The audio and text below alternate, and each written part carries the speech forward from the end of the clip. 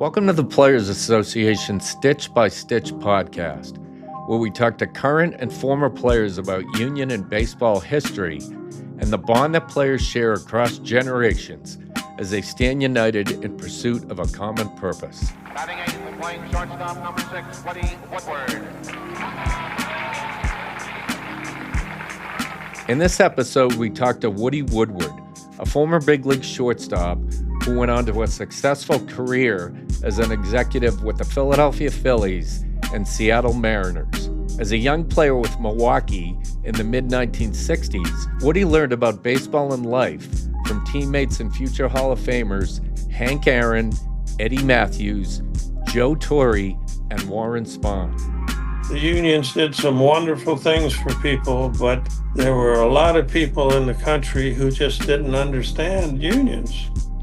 He was also witness to Marvin Miller's impact in taking a disparate group of players and building the most successful union in professional sports history. I did some reading about you and your background, and the first thing I noticed was you went to Florida State. You signed your first pro contract with the Braves in '63. I believe it said for $60,000, which was the most ever from a prospect from the Miami area. That was before the draft, but that actually seems like a pretty good amount of money. Well, at that time, it was one of the top bonuses paid. I don't know what that would translate into in today's dollar, but from there, things went backwards. I went up to Milwaukee, that's the Milwaukee Braves now, Right. and worked out with the big club. And then they sent me to AAA, which is a big jump. And everything went fine there. And then I was called up late in that '63 season. And then I started to see what the major league players were going through and some of the things that were being talked about. So it was a nice start, nice bonus. But then I started to learn a lot about the major leagues in those years. You played with Hank Aaron, Eddie Matthews, Warren Spahn, and Joe Torre. Just Hank Aaron, for instance, as a 20-year-old rookie, what was it like to play with him, both professionally and personally, and what impressions were you left with? Well, with Henry, it was something special. It was something that just developed. He took a liking to me. He was playing right field. I was playing shortstop or second base. We always communicated well. Even when we moved to Atlanta, I went into the locker room that first day to find out where's my locker.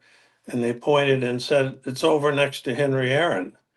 And I thought, well, how did that happen? Because if I had said, hey, put me next to Mr. Aaron, they would have brushed me off. But Henry requested it, and it was a very nice relationship for a number of years. And the other fellows, Matthews was our captain, Spahn. If you ever want to see a record for a left-hander and say, my gosh, what would they pay this man today? Take a look at Warren's record. And maybe you have, but and then Joe Torre. Joe was just getting started, I think a year or two ahead of me. And he just welcomed me. He took me when we went to Milwaukee, helped me get settled, and also developed a very nice relationship over the years. It was a good ball club, very good club. Can you expand a little bit on your relationship with Hank? You said Henry, you said you call him Henry. You know, he wanted you to be next to him. Why do you think that was, and what was the relationship like? Well, I'm not sure what made Henry say, put Woody next to me. It just, we could have a conversation. I think so many people were just wowed by Henry Aaron because of the talent that this man had. But for the two of us, we could talk about the game. I could ask him about what he saw in different pitchers and how he played the game. And it was an easy delivery. And this went on past his playing days and past mine, because we both stayed in the game, and we would see each other from time to time. He was with the Braves, and I was with Cincinnati at that time in their system. But so it was built more around baseball than it was outside of the game. He always had people always had an impression of him as being sort of a humble, sort of gentleman kind of. I mean, is that what you saw with him in terms of just the way he dealt with teammates and people and how he conducted himself? Absolutely. He was that humble individual when he competed on the field. Excuse me. When he competed on the field, uh, if something went wrong, it wasn't throwing a bat, it wasn't throwing a helmet like most of us did. He just sat back and figured it out. And on many occasions would come in and he'd sit down next to me on the bench, and he said, "I've got him now." He was looking for something in a young pitcher to to tell him the pitches and what to expect. And all he said was, "I've got him now." And oh boy, then from there on, he took charge. But one thing about him in the locker room, he loved to get players going at each other. He said, "Woody, watch this." And he'd make a comment over here at maybe Tony Cloninger. And then he'd make a comment over here at Pat Jarvis, and get them going at each other and arguing. And then he'd sit back and smile and just look and just have a ball. He loved to create a little laughter in the clubhouse, and he was very good at it too. He was a bit of an agitator. Just a bit, but only in the locker room. And just in terms of his talent, I mean, he wound up setting the record for most home runs and being a first ballot Hall of Famer. And on the field, what was it like to play with a guy of that magnitude talent?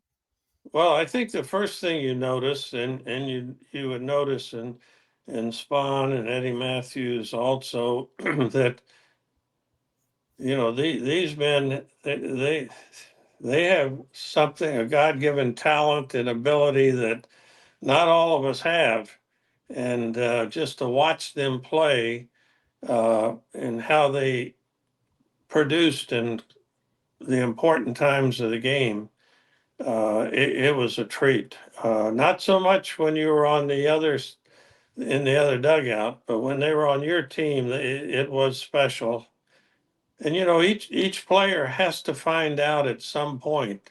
They realize, well, maybe I'm not going to be a Hall of Famer, or maybe I'm not going to be a batting title man. But where do you fit in to help a team win? In my general manager's days, that's what I used to look for players. They weren't all Griffey's, or they weren't all Edgar Martinez or Randy Johnsons.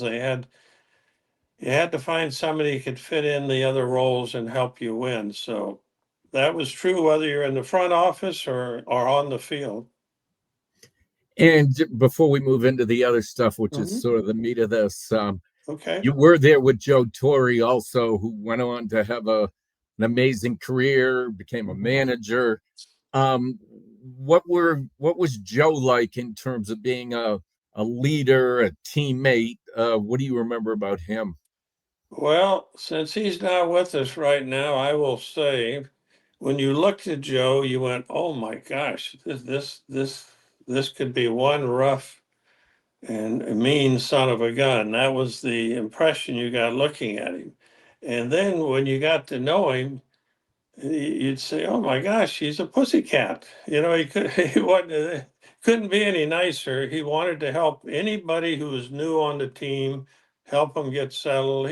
He would give you the shirt off his back to help you if it meant getting settled with your ball club. But he went on to prove he was I think a Hall of Fame ball player, as well as what he did managing. So yeah, JT was something special. I don't think there was a single teammate that didn't like him.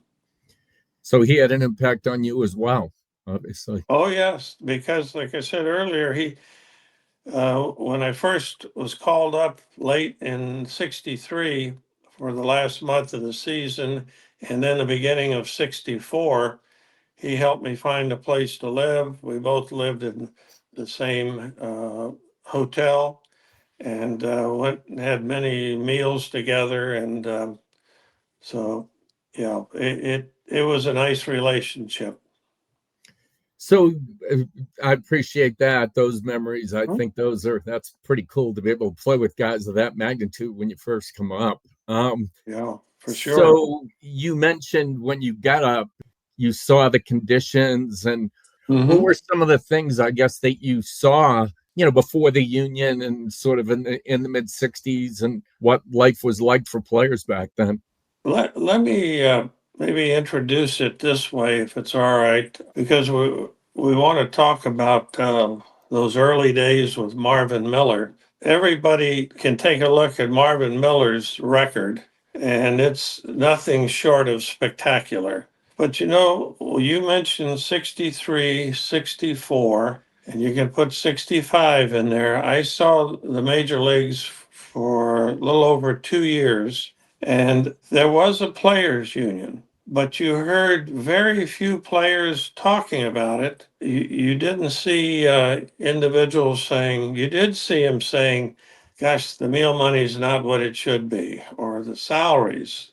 Coming up at that time, I made $7,000. I'm not sure what that would convert to now, but it was still short. It wasn't good pay. And the medium salary is around 35,000. So you saw ball players having to work during the off season.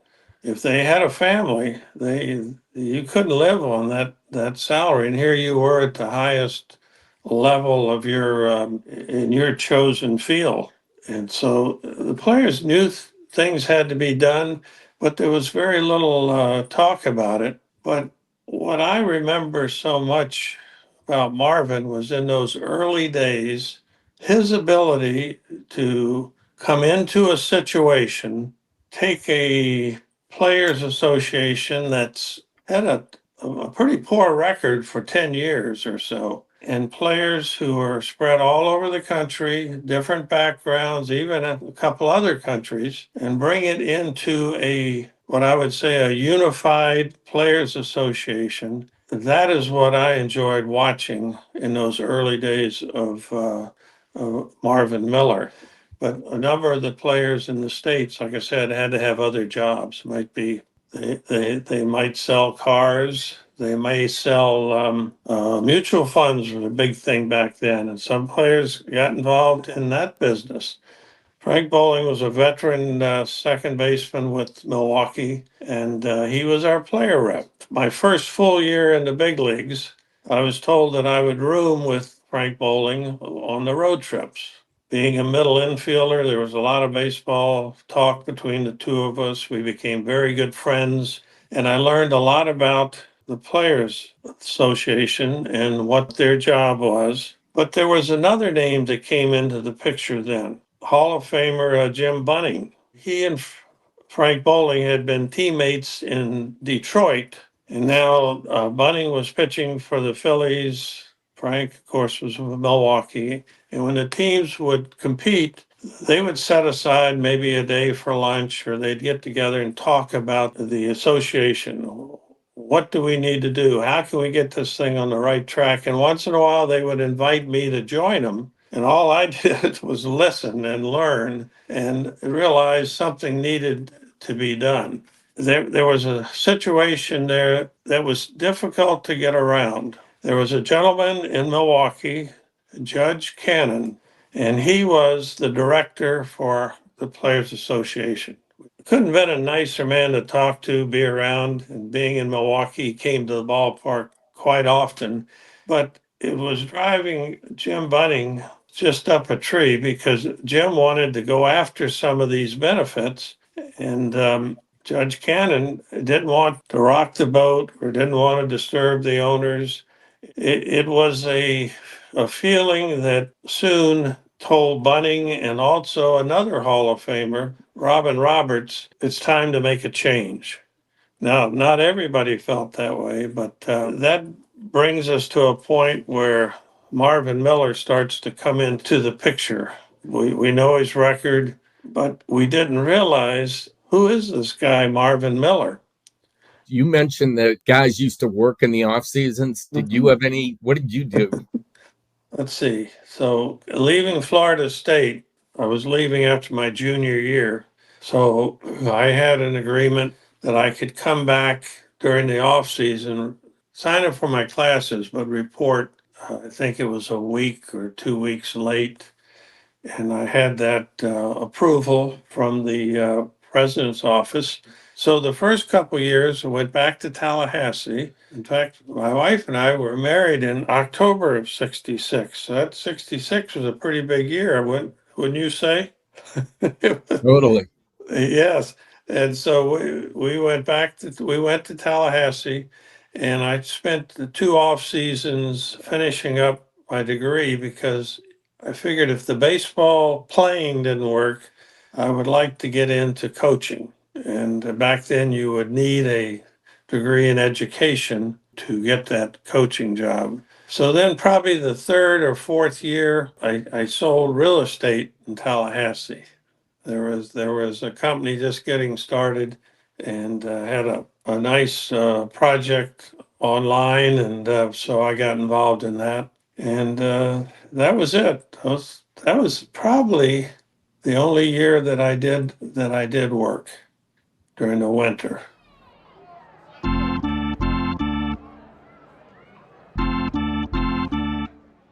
I looked at the Judge Cannon thing. I Yes. was looking him up. Okay. It says Judge Robert C. Cannon, he was strongly advocated for by Bob Friend, the Pirates player rep. However, he was another hire that exposed the players' weak grasp of labor relations. He was actually more interested in leading the owners than he was in representing the players. It sounds like he was a nice man, but he didn't really want to be adversarial with the owners, which maybe was what the players needed at the time to really make advances. Is that fair? Absolutely. No, I think you hit the nail right on the head. And it had reached that point with Jim Bunning and with Robin Roberts. And I know some of the other player reps. I didn't know them very well, but I had heard the position. They were ready to make a change because they would approach Judge Cannon about these issues, about the salaries, about the meal money, and did not get a response where, all right, let's go talk to him. Let's get this done. They finally said, that's it. And we're going to make a change. And it was sometime in 1965 that this change was made. I don't know the exact date, but the man that Roberts and that Bunning wanted was this fellow Marvin Miller. And like you mentioned, Bob Friend, yes, I did hear in those days that he had a lot to do with helping Judge Cannon along in his job, that he supported him. But looking back, it's a good thing that Robin and Mr. Bunning took charge and made the change. There's no doubt about it. And once they signed a deal with Marvin Miller, then he had to be voted on by all the players. Now, what percentage of the vote he had to win, I don't know that. I don't recall. But then it started the procedure of introducing him to the players. When it was announced that Marvin Miller had signed this agreement with the Players Association, Marvin Miller, formerly with the Steelworkers Union. When that word union hit, it ruffled a lot of feathers. And because think back now, if you will, if in the 50s, the 60s, the unions did some wonderful things for people, but there were a lot of people in the country who just didn't understand unions. And I grew up in the South, and I'm thinking a little bit, oh, is this a good approach?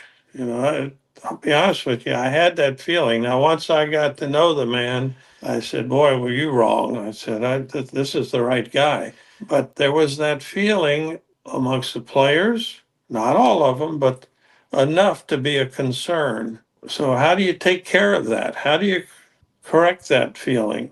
So, in these meetings, Robin Roberts introduces him. Marvin Miller stands up and starts talking to us. And I think some of us thought it was going to be this demanding approach, and it wasn't. It wasn't. The demeanor was soft spoken. I would even say friendly, just wanting to get to know the guys. Direct, yes. He had certain things points he wanted to make, but it was entirely different personality and individual than I expected to see. And when the meeting was over, he stayed around. If any player wanted to talk to him, and I was one of them, there were several. Some went right on out to the field, but if you wanted to talk to him, he was going to stand there and visit with you. It was one of those situations where a person has that ability when they're talking to you, you feel like you're the only two people in the room. And that's the way he came across. He did that with everybody he talked to, and people came away talking and saying some good things about this gentleman they met for the first time. This did carry over. He got the vote. He got the vote he needed. It wasn't 100%. There were still some players who were concerned and didn't understand this association with the union. But he got the vote and he went to work, and it was a pleasure to watch. You have this guy who was a union steelworker. He wasn't even a lawyer, he was an economist. The culture clash between players maybe from the South and this guy from the North who was a economist. It seemed like there was a bit of a cultural disconnect maybe, but he got past that very quickly just by the way he did things, I guess. Is that fair? That is fair. And once again, you're right on the money as I saw it. We know his record and all of his accomplishments, but I think the thing that gets overlooked is the fact that he had to bring that group together. And this union background made it a little more difficult. So then when we got into the player rep meetings, his approach was the same as it was when he was saying hello to us in spring training. It wasn't demanding. He told us what he was looking at. He wanted to hear our concerns. There was a big difference between Marvin and the way the Players Association was set up prior. Marvin Miller wanted the player reps to understand you need to be involved. So you said that once he came on board, you had a front seat and watched him work.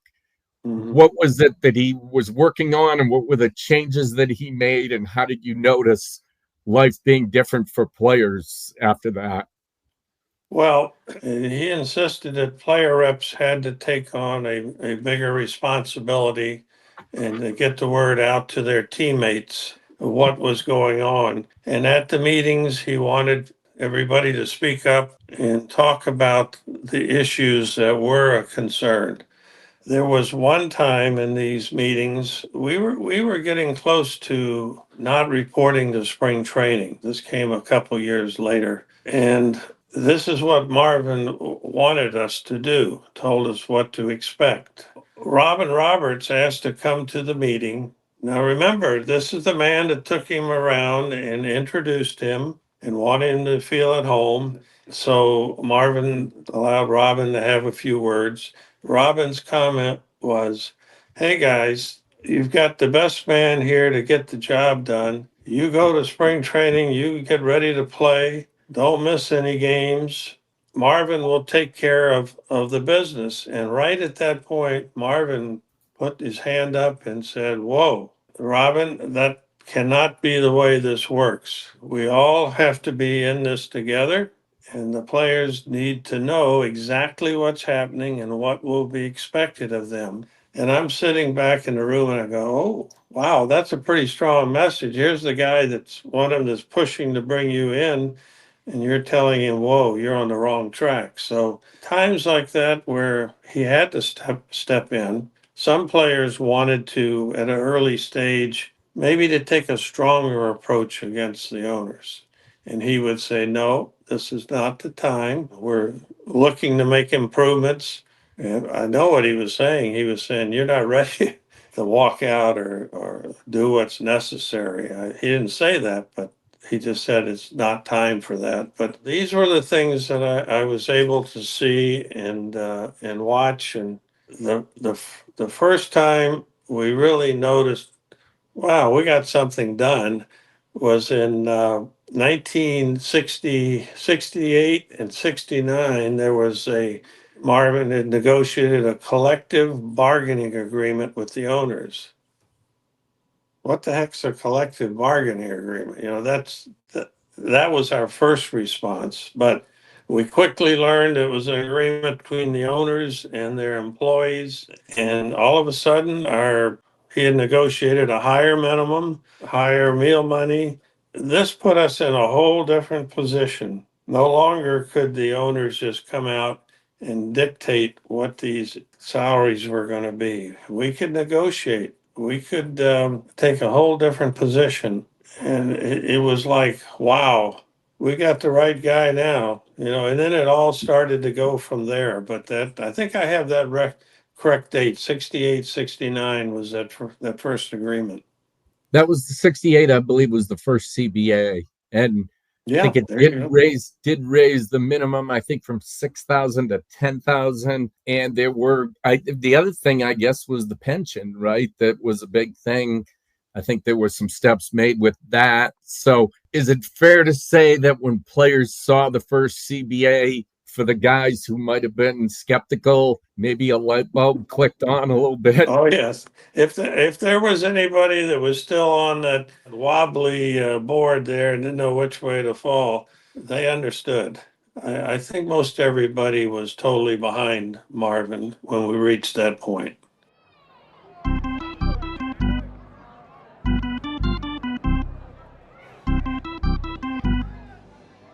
Woody, I am actually curious, as somebody who worked in Cincinnati in the late 80s and early 90s, and you joined the Reds, and they had Pete Rose and Johnny Bench and Tony Perez, Davey Concepcion, some amazingly, great players. Were you the rep there? And what were those guys like? Were they union guys in Cincinnati? Well, I'll answer the second part of that first.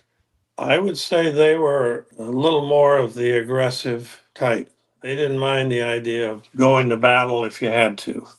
That was a feeling I received. And Tony Cloninger and Clay Carroll and myself were traded to the Reds, and we met the team in Chicago at Wrigley Field. We got out of the cab.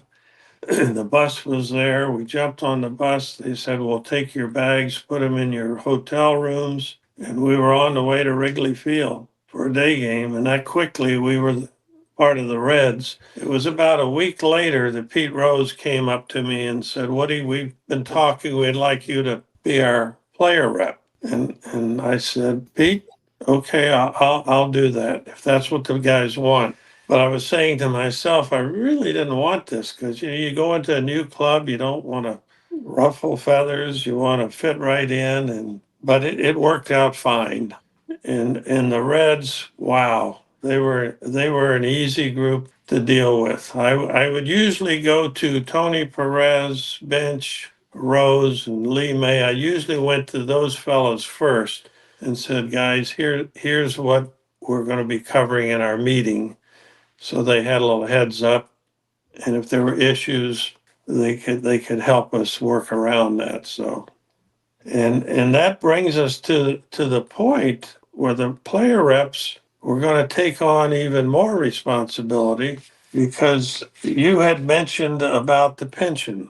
Well, after that collective bargaining, Marvin wanted to address the pension. and approached it from the standpoint the pension is part of your pay. The owners were not willing to talk about that. And then he told us, all right, what we're going to do is we're going to have the players not sign their contract for the coming year, and we will not report to spring training. But to do that, you had to have every player buy into that. So as the player rep, you started calling around, and it took calls. No emails, no text messages back then, right? So there were a lot of phone calls, and if you had any questions, answer the questions. If you didn't know the answer, go back to Marvin Miller or another name I haven't mentioned yet, but Dick Moss, who was his sidekick and attorney and very strong individual. So now we were talking about not going to spring training and not sign our contracts. I think we missed maybe a couple days of spring training, and that was it. The issue was settled. Marvin got us a little more money for the pension, which was a big thing for us because of the salaries we were making. But that was a real step forward, because that would then lead to a situation. I was not involved the next time. The next time was probably 72. There was a possible strike. The player rep had to deal with each player and get them all on board. But that in those two situations, not going to spring training, not signing that contract, and then having to prepare for the first strike, those were big tests for the union. And I say I have all the respect in the world to this day for the players that stood up back then and took these positions. But we knew it had to be done if things were going to improve, and if we were going to give Marvin Miller and Dick Moss a chance to do what they were capable of doing, we had to back them. So because in 71, I think it was sort of a threat that, got resolved. In 72, they actually missed a couple weeks, but you retired before that season, right? So, I did. I was involved in the 71, but right, not in the 72. You've got it exactly right. Yes. right. So, I guess just to get back to the Pete, Johnny, Perez kind of Mhm. thing, what did that teach you about maybe the importance of the really great best players being supportive of the union, and how important was it for those guys in your eyes to be behind Marvin and be behind you? Well, it was everything. Without that feeling, you were not going to be unified, and you were not going to be able to take the stand that you needed to. Those fellows that you mentioned, and every club had some very important players, and it was so important to get everybody on the same track. And I hope the Players Association today, and they have some good people for sure, but I hope that in all of this big salary era, they don't lose track of how important it is to stay unified. It's it can't work unless they are. And that's why when we opened, I said the thing I enjoyed watching, I think more than anything, was the way Marvin brought us together. And that should never be forgotten. He, he was a master at it, and he did it in the right manner. You did mention Dick Moss also, just a Mhm. word about him. He gets lost a little bit in the history, but how Right. important was Dick in the Yeah. overall history and the formation? Yeah, Dick, I picture Dick as a little more of the fighter, the here comes the tough guy. He's ready for a fight. He's ready to go on the line. Marvin was more the direct approach, business-like, and he was the same way there. He just stayed very calm, got the job done, and it was a pleasure to watch. I wish What do I you, could do that. yeah, right. So you retired, I think you were 29, and your post playing career, 54 years, is like, well, you went back to Florida State, you Mhm. coached, you were a business owner, you did a lot of things. curious, when you retired 29 or 30, you're still watching things going on. And in the 70s, you see Kurt Flood and you see McNally and Messersmith and Catfish Hunter and free agency. And did you ever kind of think back and say, we were at the beginning of this and look at where it's going? What were your thoughts? No, without a doubt. When I watched it, I was proud of the how unified the guys were and what they were able to accomplish. And I'm sure there you have some interviews with some of those players that made that happen and what they went through. And it wasn't easy. I know it wasn't easy. In fact, I remember Kurt Flood. We were having a meeting, and Marvin initially tried to talk Kurt Flood out of challenging the reserve clause. He said, "This is not going to be good." He said, "Even if you win, you may be blackballed. You may never be able to come back." Kurt Flood, to his credit, he said, "No, this is not right. I'm going to stay the course." And wow, you have to respect that. It and it did cost him the rest of his career. Is that something you'd like current players to remember, about Kurt Flood? Oh, absolutely. What a tremendous ball player, by the way. What a marvelous ball player. And then when it came to putting your name on the line to say, I'm going to do this because this isn't right. I'm going to stand up to it. Wow. Not only a good player, but he was an excellent partner in the Players Association for sure. It's funny listening to you because, well, for years you were a general manager, you were on the other side, you were in Seattle, you worked with Lou, and you were Mhm. with the Yankees, and you drafted all these guys. But it seems like even 60 years later, you still think of yourself as a player, maybe first. I don't know how you balance that when, because you were an executive for a long time, but it seems like the player in you is so deeply embedded that is very near and dear to you. How do you sort of explain that dynamic to people?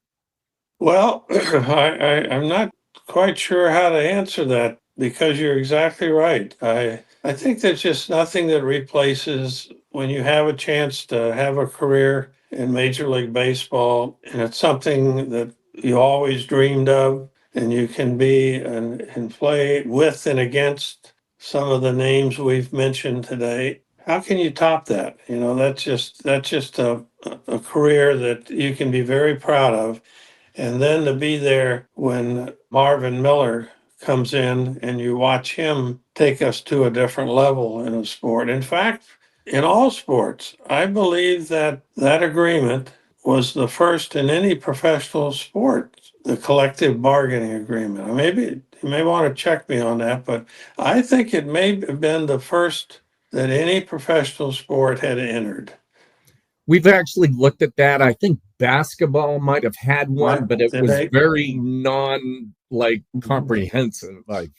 But it was No. essentially the Yeah. first comprehensive one, I Well, believe. good for them. They jumped out there. I wasn't aware of that. Good for them. But it was. I'm very proud of the time I had in the front office and some of the people I had a chance to work with and get to know, and I tried to deal with players the way I would want to be dealt with when I was a player. Sometimes you had to take a very tough stand, but I think those playing days helped me. It certainly helped me evaluate players and pick the players that I'd like to have on a 25-man roster. That's for sure. Just a couple other things, but when Marvin went into the Hall of Fame, given your background with him and your relationship with him, what was your reaction? Well, my reaction was, why did it take so long? Tell me someone who's had a bigger, more positive effect on the game than Marvin Miller. I don't know who that is. He that should have been recognized a lot sooner, but extremely proud. I think I might have had a glass of wine and toasted him that night. You did see the rise of free agency, And a lot of times now people will say, oh, players are making so much money. But yet other people say, well, the game is healthy. Revenues have grown. Franchise values still increase. Just from your big picture perspective, can you maybe address a little bit how all of these changes that Marvin produced, how you see their impact on the game as a game and as a business? Well, I don't worry about the dollars as much going to the players for this reason. If they perform and they can help a team win, then they should make that money. And it gives the city and the state and the region, it gives them a better chance to win. And hopefully that's what everybody's in the game for, to win. And not everybody can. There can be some very good clubs that come up short, some Hall of Famers that didn't even get a chance to play in a World Series, but they strive for it. And I do not have a problem justifying the dollars. And the game continually changes. Let's face it, we've gone through this stage now of evaluating players differently. We don't use scouts as much. I think that's a mistake. I think the combination of using your statistics to evaluate players, and I'd like to know what makes that player tick. I want to know if that's a Pete Rose in there that'll fight you on every step of the game, or I want to know if there's a Bob Gibson in there that'll just soon knock you on your rear end as look at you because he wants to win. Those are things that the scouts can determine before you make a trade. And so I think there's a combination of how you evaluate by numbers and how you evaluate by what's inside that player. There's always changes. And if you're not willing to change, you're probably not going to exist in the game for a long time. There's always been changes.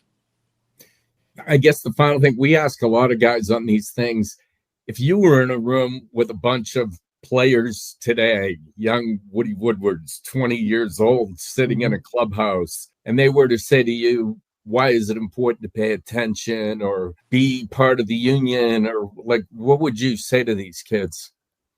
Well, I would first try to tell them where the game has come from. I wouldn't go in as much depth as we have today, which, by the way, I've thoroughly enjoyed. I appreciate the opportunity to go back and talk about what was accomplished, but I would try to impact on them that say, it's your game. They can't play it without you. You're the players. Learn as much as you can about how to play the game on the field, but also know what's happening off the field. If you don't, you're going to let the game get away from you and your teammates. You want to be involved in all aspects.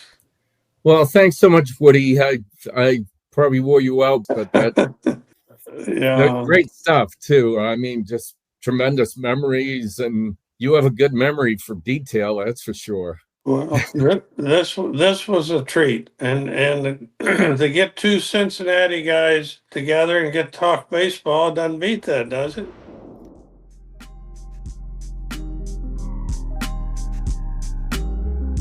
Thanks to Woody Woodward for taking this educational and entertaining look back in time.